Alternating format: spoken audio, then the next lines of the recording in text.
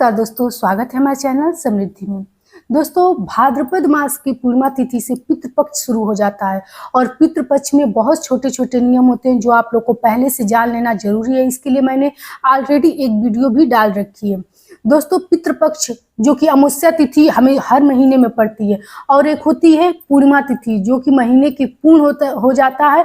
जीवन को पूर्ण मानने वाला पूर्णिमा तिथि ही माना जाता है।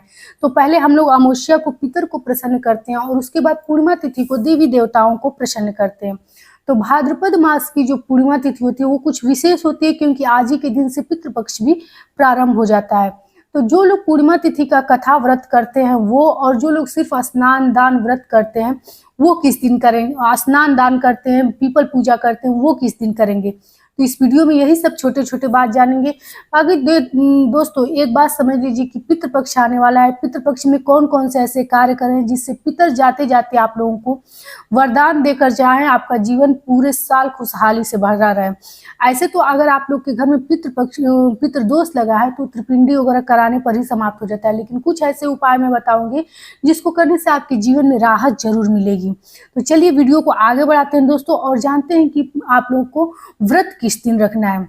दोस्तों, पूर्णिमा तिथि की शुरुआत हो जाएगी 17 तारीख को, दिन है मंगलवार, और 11:44 पर सुबह में प्रारंभ हो जाएगी और समाप्त होगी 18 सितंबर को, दिन है बुधवार, सुबह में 8:04 पे। ऐसे में आप लोग जो लोग व्रत रखते होंगे उनको पूरे दिन की पूर्णिमा में ले व्रत रखने वाले चंद्र को अर्घ भी देते हैं। तो वो लोग शाम के समय 6:03 पे चंद्रोदय होगा, अर्घ देंगे। और जो लोग स्नान दान पीपल पूजा वगैरह करते हैं वो लोग 18 तारीख को करेंगे। तो ये हो गई आप लोग की पूरी बातें। अब मैं आप लोग को बताती हूँ कि जो लोग व्रत रखेंगे वो लोग एक दिन पहले से बाल वगैरह धुल लेंगे और शुद्ध सात्विक भोजन करते हुए व्रत की शुरुआत की जाती है। सबसे पहले सुबह सवेरे, ऐसे पूर्णिमा तिथि हो या कोई विशेष दिन होता है तो सबसे पहले ब्रह्म मुहूर्त में जगना चाहिए, ताकि सूर्य भगवान का आप इंतजार करें। ये नहीं कि घर में सूर्य भगवान आ गए और आप लोग अभी जगे नहीं है, इस सब का बहुत बुरा असर पड़ता है। देखिए, आप छोटे छोटे कर्म करेंगे तो इसका एक दिन में ना दुख प्रभाव पड़ेगा ना सुख का प्रभाव पड़ेगा, लेकिन प्रभाव तो पड़ेगा ही। आज मैं कुछ इस वीडियो में विशेष उपाय बताने जा रही हूँ कि जो कि आप लोग हर पूर्णिमा तिथि को क्या हर रोज करके एक महीने देखिए आपके जीवन में क्या बदलाव आता है। दोस्तों, पूर्णिमा तिथि के दिन चौखट पूजा अवश्य करना चाहिए। तो सुबह सवेरे उठ के सबसे पहले तो हो सके तो अपने पूरे घर को धुलिए, यदि गुरुवार नहीं है तो किसी भी पूर्णिमा को। इसके बाद से चौखट को तो अवश्य धुल करके और दोनों तरफ स्वास्तिक बनाइए, घर के मेन चौखट पे रंगोली बनाइए। दोस्तों, एक बात जान लीजिए, जिन घरों में चौखट की पूजा होती है उस घर में धन धान्य की तो कभी कमी हो ही नहीं सकती। ये हमारी बातें आप लोग नोट कर लीजिएगा। और ये एक दिन नहीं, हर दिन आप लोग किया कीजिए। घर के महीने में एक बार तोरण टांगिए और हर पूर्णिमा तिथि पर इस तोरण को बदल दिया कीजिए। घर सामने से यदि घर आपका हंसता खिलखिलाता साफ सुथरा सुगंधित दिखेगा तो निश्चित ही जैसे इंसान होते हैं कि इस घर में चले ये घर बहुत अच्छा है, उसी तरह देवी देवता भी होते हैं।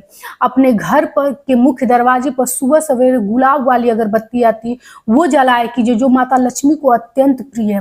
तो आज के दिन तो जरूर जलाइएगा, स्वास्तिक बनाइएगा, तोरण टांगिएगा।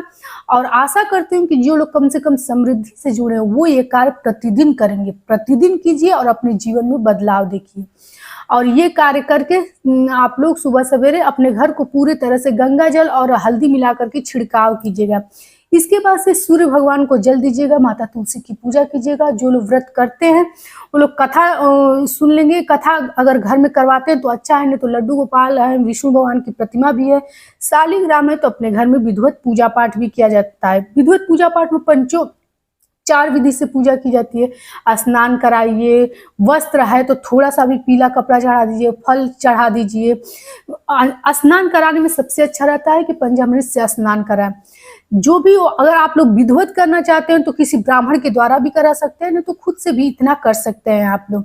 इसके बाद से आज के दिन घर में कहा जाता है कि भगवान को, देवी देवताओं को भोजन सिर्फ 2 ही तरीके से आप लोग दे सकते हैं। एक तो किसी ब्राह्मण को भोजन करा के, और दूसरा यदि आप लोग हवन करें तो हवन क्या होता है दोस्तों, कि जैसे विष्णु भगवान के नाम से आप हवन करें तो 5 बार यदि उनका नाम भी ले लें, या 5 बार उनका कोई मंत्र पढ़ लें, या 5 बार ओम नमो भगवते वासुदेवा ही कह लें, जितना आपको पता है, 5 बार, 11 बार, 21 बार, उतने बार यदि आहुति दे दें और उसके बाद से जो भी प्रसाद अपने घर में बनाएं उस आहुति में डाल दें, तो आपकी पूजा, विष्णु भगवान की पूजा पहुंच जाती है उनके तक अग्नि देवता के माध्यम से।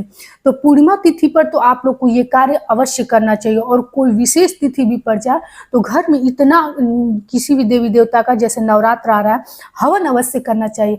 हवन एकमात्र ऐसा पूजा है जो आपकी पूजा को, आपकी आस्था को, आपकी याचना को देवी देवता तक, जिस देवी देवता के निमित्त कर रहे हैं, पहुंचा सकते हैं। तो इस प्रकार से अपने घर में हवन कीजिएगा। और विष्णु भगवान के साथ साथ लक्ष्मी माता की भी पूजा अवश्य कीजिएगा, क्योंकि इन दोनों लोग की पूजा करने से आपके घर में धन धान्य बरकत आती है।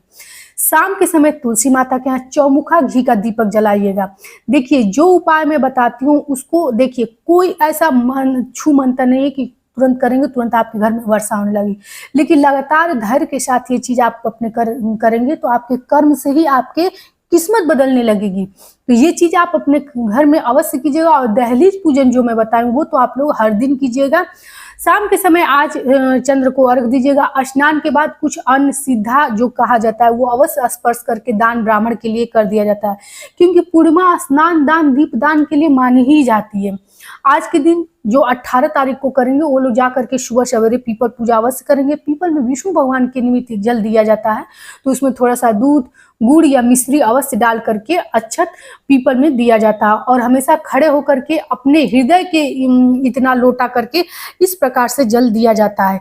इसके बाद से 5 या 7 बार आप लोग परिक्रमा कर लीजिएगा। विष्णु भगवान पीपल में, वृक्षों में मैं पीपल हूँ कहा जाता है, ये गीता में विष्णु भगवान ने कहा है, कृष्ण ने कहा है। तो विष्णु भगवान की पूजा यदि आप लोग करते हैं तो पीपल की जब पूजा करेंगे तो उसमें दूध, मिश्री या गुड़ डाल करके अक्षत अवश्य दीजिएगा। हो सके तो तत्काल दिया जला दीजिए, नहीं तो शाम को भी दीपक जला सकते हैं। तो ये थी पूर्णिमा की कुछ विशेष बातें दोस्तों। यदि आप लोग को कोई प्रश्न पूछना है तो कमेंट बॉक्स में लिख करके अवश्य पूछिए। आशा करती हूँ कि हमारी जानकारी आप लोग को अच्छी लगती होगी। यदि अच्छी लगे दोस्तों तो हमारी हिम्मत बढ़ाने के लिए एक लाइक अवश्य कीजिए, और चैनल पर नए हैं तो सब्सक्राइब भी कीजिए, ताकि समृद्धि की जानकारी आप लोग को नोटिफिकेशन के माध्यम से ऐसे ही मिलती रहे। धन्यवाद।